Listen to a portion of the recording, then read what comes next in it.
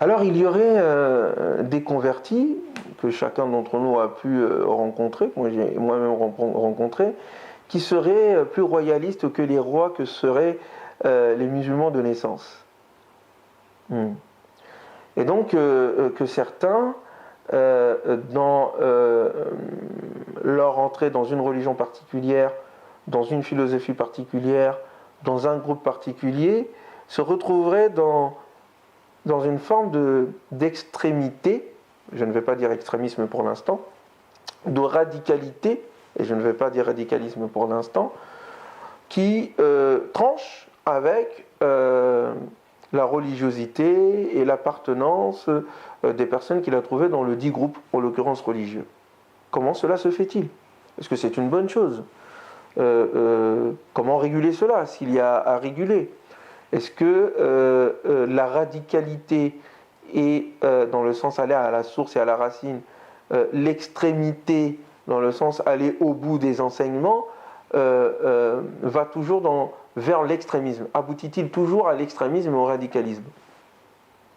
Et pourquoi est-ce que nous trouvons ce phénomène-là beaucoup chez des convertis, c'est-à-dire qui enseignement n'était pas du tout musulman, ou des personnes qui reviennent à la religion, qui ne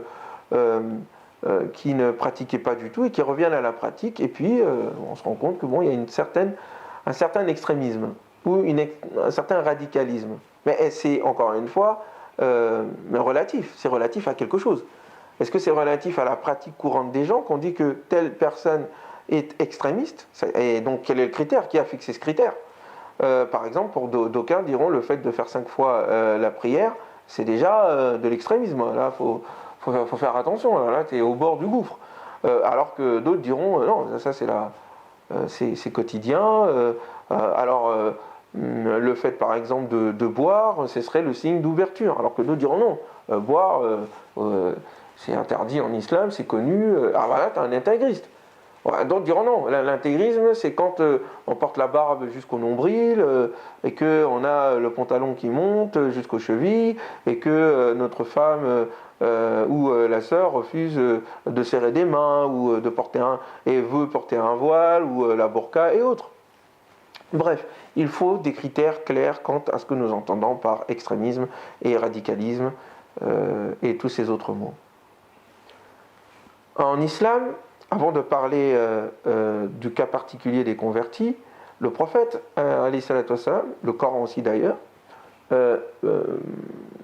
demandait, mettait en garde contre l'extrémisme des religieux, quant à certaines prises de position qu'ils avaient, certaines idéologies, certaines idées. On a par exemple le Coran qui reproche aux gens du livre, juifs et chrétiens, à l'époque du prophète Mohammed, d'être extrêmes dans leurs propos jusqu'à exclure les autres, en disant par exemple que les juifs sont des mécréants, qu'il faut les tuer et qu'ils n'iront pas au paradis. Et les juifs disaient la même chose des chrétiens, et le Coran leur reproche en disant mais c'est absurde, vous avez le livre, vous lisez le livre. Comment vous pouvez vous exclure mutuellement? Et de même, il demande aux croyants de ne pas faire autant pour ceux qui ne sont pas croyants, jusqu'à vouloir, dans l'élan de la guerre et du combat qu'ils étaient en train de mener pour résister à l'oppression qu'ils subissaient à l'époque, même dans cet élan de résistance, il ne faut pas exagérer et être injuste, jusqu'à considérer toute personne qui vient et qui ne fait pas partie de votre groupe comme forcément quelqu'un qui n'est pas croyant. Par exemple, ne dites pas d'une personne qui vous dit paix, lesta mu'mina, tu n'es pas croyant. Ce propos d'ailleurs est à méditer. Quelqu'un qui dit paix est automatiquement un croyant?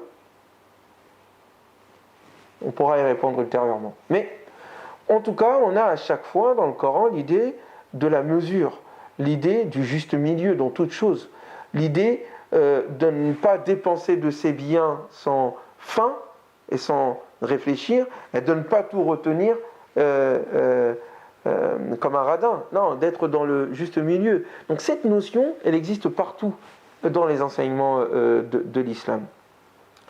Et vous voyez par exemple le prophète, alayhi salatu wassalam, qui est celui qui a le mieux compris le Coran, indiquait à ses compagnons, quand il les voyait aller dans une certaine extrémité, dans dans un certain extrémisme qui va à l'encontre de leur nature d'humain, leur demander de tempérer, que la tempérance fait elle-même partie de l'adoration, que lorsque des personnes viennent et disent bon bah moi c'est fini, toute ma vie je vais prier, voilà pour Dieu.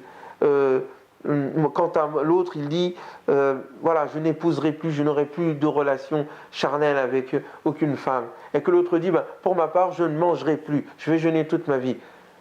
De l'extérieur, quelqu'un dira mais c'est quelque chose de très bien. Ce sont des gens sincères, ce sont des gens qui vont au bout de l'enseignement. Après tout, la prière c'est une bonne chose. Après tout, jeûner c'est une bonne chose. Après tout, notamment dans le milieu religieux des gens du livre, ne pas vouloir avoir de relations charnelles, ne pas donner du plaisir à son corps, c'est quelque chose qui va dans le sens de la proximité du divin. Et pourtant, dans l'islam, non. Ça va à l'encontre des enseignements. L'extrémité, l'extrémisme dans le rituel va à l'encontre des objectifs du rituel. Et c'est pour ça que le prophète disait non, il faut de la tempérance. L'adoration est un soutien de la vie et non pas un enfermement de la vie. Donc je jeûne et je mange. J'épouse des femmes. Je prie et je dors. Et celui qui s'écarte de ma voie ne fait pas partie des miens. Donc, de la tempérance, toujours. Certains, le prophète, alayhi salatu wassalam, par exemple, une femme vient la voir en disant « Ya Rasulallah, ma mère, elle n'est pas croyante, c'est une idolâtre, elle fait partie de l'autre camp, le camp de la Mecque qui nous attaque, elle est venue me voir. Est-ce que je dois discuter avec elle? Est-ce que je dois lui montrer ma tendresse et mon amour? Oui, bien sûr. Bien sûr.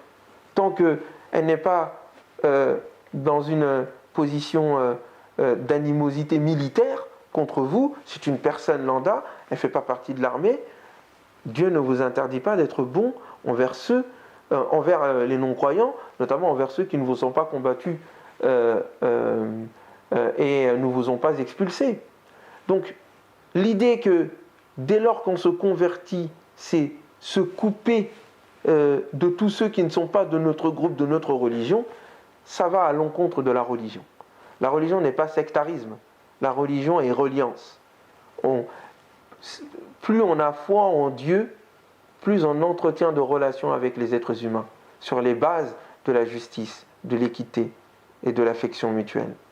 Et dès lors que la religion se transforme en déligion, en quelque chose qui délie les gens, qui se coupe du reste de l'humanité, qui va vers le minimum de personnes autour de soi, qui partagent la même façon de penser, la même façon de s'habiller, la même façon de manger, ça n'est plus de la spiritualité ici, là.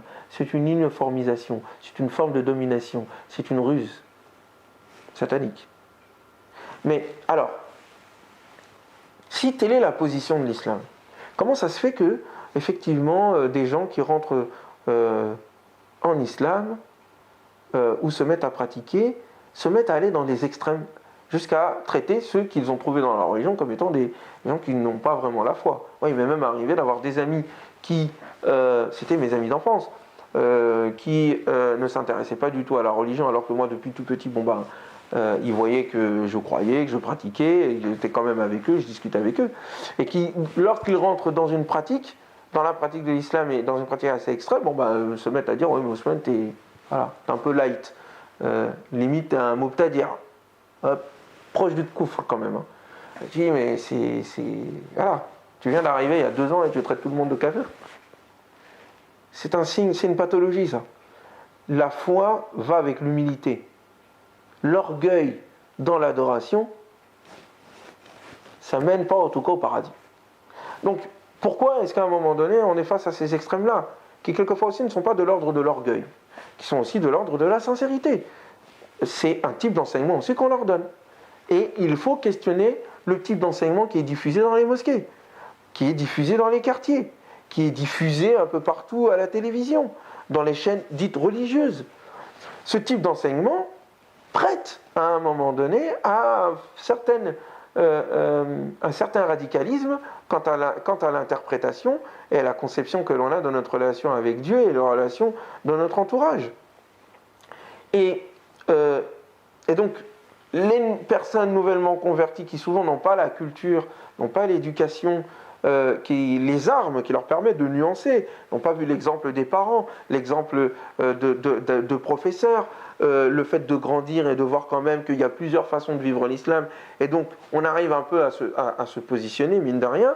Souvent, les personnes qui rentrent nouvellement dans une religion, en l'occurrence l'islam, n'ont pas ce recul.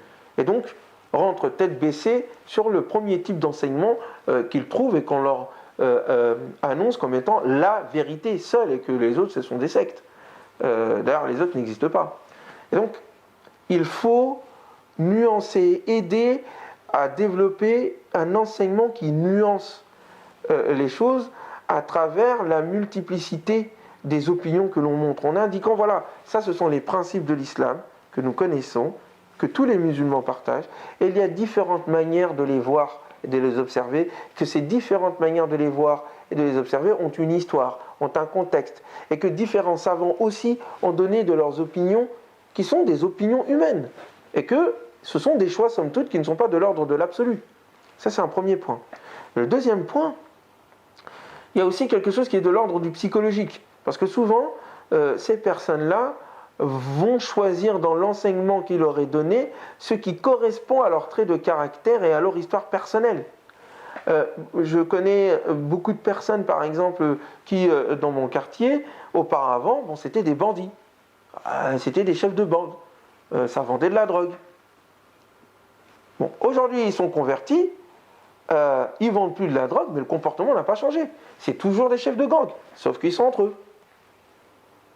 C'est toujours l'uniformisation. Avant, c'était la casquette et le bonnet. Bon, maintenant, c'est le qamis. C'était nous contre eux. Mais maintenant, c'est nous contre eux, mais dans le sens de la religion. Donc, qu'est-ce qui a changé en réalité? C'est juste le vernis, c'est juste l'apparence. Mais fondamentalement, la personnalité n'a pas bougé. Elle n'a pas évolué. Et souvent, c'est aussi un manque de maturité aussi. C'est-à-dire que, avant de parler même de manque de maturité, c'est aussi souvent une réaction en opposition à leur passé. C'est-à-dire qu'il y a aussi des personnes qui, avant leur conversion, étaient dans un mode de vie qui était délabré, pas très construit, qui quelquefois était dans le vice, dans certains cas. Et quand ils rentrent en islam, ils veulent, et à juste titre, on comprend, couper les ponts avec le type de vie qu'ils avaient auparavant, et ça va vers l'autre extrême. C'est un extrême qui amène à un autre extrême. Or, le prophète sallallahu alayhi wa sallam n'a jamais demandé aux gens de couper les ponts avec leur passé.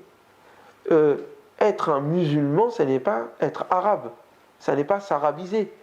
C'est une erreur fondamentale. Ça n'est pas changer son nom, ça n'est pas avoir une apparence autre qu'on avait auparavant, ça n'est pas couper les ponts. Dans certains cas, on a des convertis que l'on connaissait avant leur conversion, qui avaient, sur le plan de leur fitra, sur le plan de leur nature fondamentale, une éducation et des valeurs et des morales qui, somme toute, sont islamiques, sont coraniques, mais sauf qu'ils ne sont pas rentrés dans le musulmanisme, dans la religion musulmane, mais qui étaient de très bons citoyens, des personnes agréables, avec qui on avait plaisir à discuter, à partager, sur qui on pouvait faire confiance. Et puis, 2 ans plus tard, on les retrouve musulmans, et c'est une catastrophe. Et quelquefois, il m'arrive de voir certaines personnes, je me dis, ils auraient dû rester non-musulmans, c'était mieux. Oui, c'était mieux, je le dis, c'était mieux. Parce qu'ils étaient plus en fidélité avec la fitra, et donc avec l'islam fondamental, qu'aujourd'hui, ce qu'ils sont devenus. Des gens complètement fermés, complètement aigris. Ils faisaient des grandes études, ils ont arrêté leurs études, ils avaient de bons postes, ils ont arrêté leurs postes. À quoi ça sert d'être un musulman si tu n'es pas utile à ta communauté? À vendre des sandwichs? Mon frère, ça passe plus ça. Donc, à un moment donné, l'islam va vers plus d'humanité. Sois le meilleur de ce que tu étais auparavant. Normalement, si tu étais quelqu'un de bien sans être musulman, eh bien en étant musulman, tu dois éclater, tu dois être un éclat dans la société de bien, en disant, mais on est ébloui. C'est cette personne, qu'est-ce qu'il est devenu? Tu ne dois pas te rabougrir. Si tu te rabougris, ça n'est pas l'islam. C'est autre chose. C'est un enseignement sectaire qu'on fait passer pour l'islam. Donc, pas de réaction par rapport à son passé. L'expérience que tu as eue en tant que non-musulman est une richesse que beaucoup de non-musulmans n'ont pas eue. Moi, je ne peux pas savoir ce que c'est que de ne pas être musulman. Je ne sais pas. Là, quelquefois, je pose la question, comment on fait pour ne pas croire en Dieu? Je ne sais pas. Comment on vit? Eh ben, quand je discute avec des amis qui sont convertis, bon, ils t'expliquent. C'est comme ça que ça se passait, etc., etc. C'est une richesse. C'est une richesse. Ne nous coupons pas de notre passé. Se couper de son passé, c'est comme se couper un bras. Ça fait très mal. Et ça n'amène pas du bien.